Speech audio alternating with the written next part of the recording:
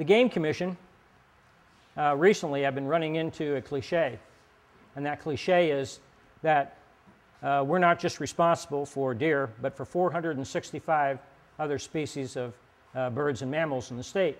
First it set me back, and then I heard it again.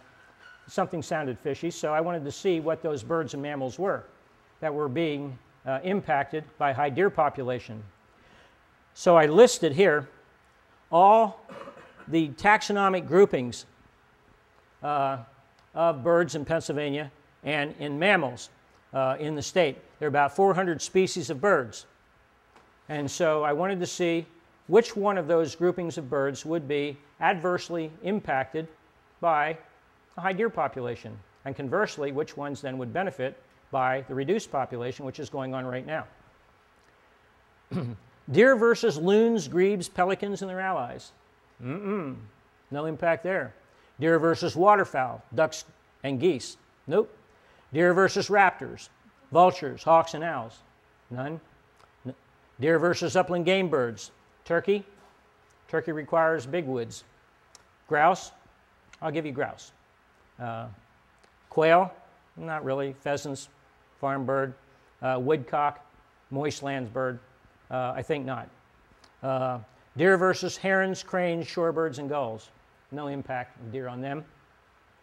Deer versus pigeons and doves. No impact.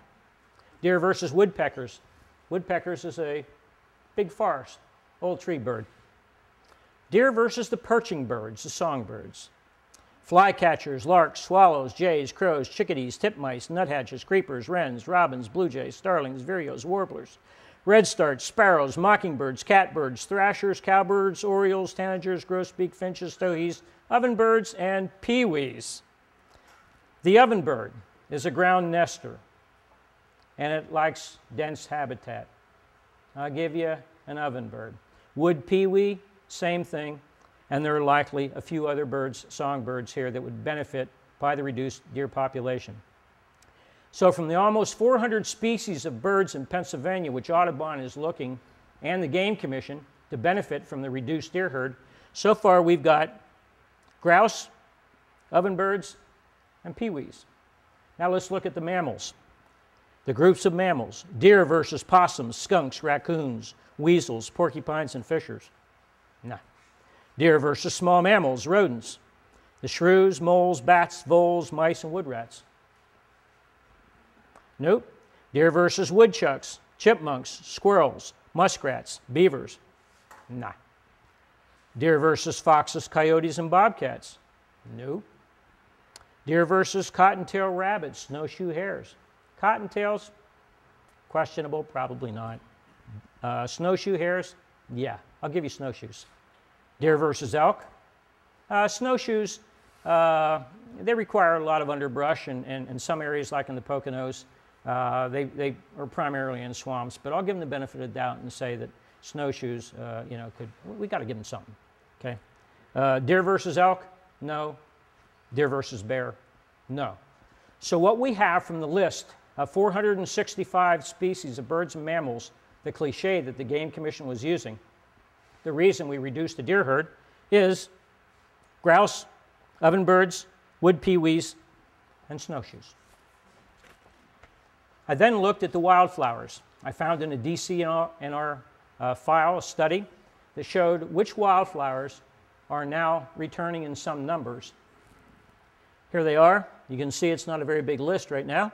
Honeysuckle, Indian cucumber root, witch hobble, red trillium, painted trillium, great Solomon seal, false Solomon seal, pink lady slipper, tall rattlesnake root, twisted stalk, partridge berry, boneset, mountain aster, wood aster, starflower, and Canadian mayflower.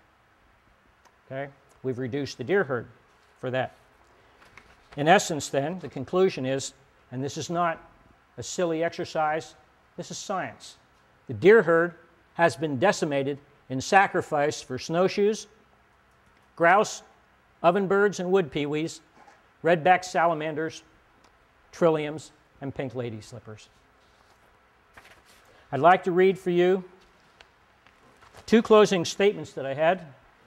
Conclusion. Currently, DCNR and the Game Commission are seeking the same objective, to achieve DCNR's ecosystem management goals by permanently reducing the deer herd. DCNR's long-term plan is, number one, to change their long-held management philosophy from maximum sustained yield to ecosystem management, promoting a dense and diverse herbaceous and woody forest understory, rich in native wildflowers and non-game wildlife. Secondly, to turn 1/4 to 1/2, 500,000 to 1 million acres of state forest lands into 300 to 400-year-old old-growth forests. The principal tool toward accomplishing DCNR's two goals is the dramatic and permanent reduction of the Commonwealth's deer herd. DCNR cannot achieve this goal without the cooperation of the Game Commission, which has employed the new deer management program using increased antlerless permits, DMAP, and Sportsmen as the tool to accomplish DCNR's goal. Finally, therefore, the Game Commission's deer management program is not designed to manage deer in the best interest of sportsmen. It is instead designed as a forest management tool which uses manipulation of the deer herd to accomplish DCNR's goal. DCNR's goal was designed by the Nature Conservancy and Audubon. I would like to mention here that is Audubon at fault? No, they're not. This is what Audubon does.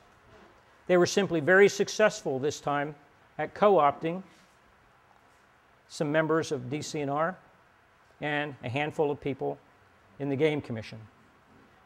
Is this the Game Commission's responsibility? I think not. The Game Commission is not an arm of Audubon. They are not called Trilliums Forever or Bluebirds Forever. Bluebirds are us. They're not even called the Pennsylvania Wildlife Federation or Commission. It is the Pennsylvania Game Commission. That's what the Game Commission does. Somewhere, I believe, they've gone astray. In closing, what do? What do sportsmen do?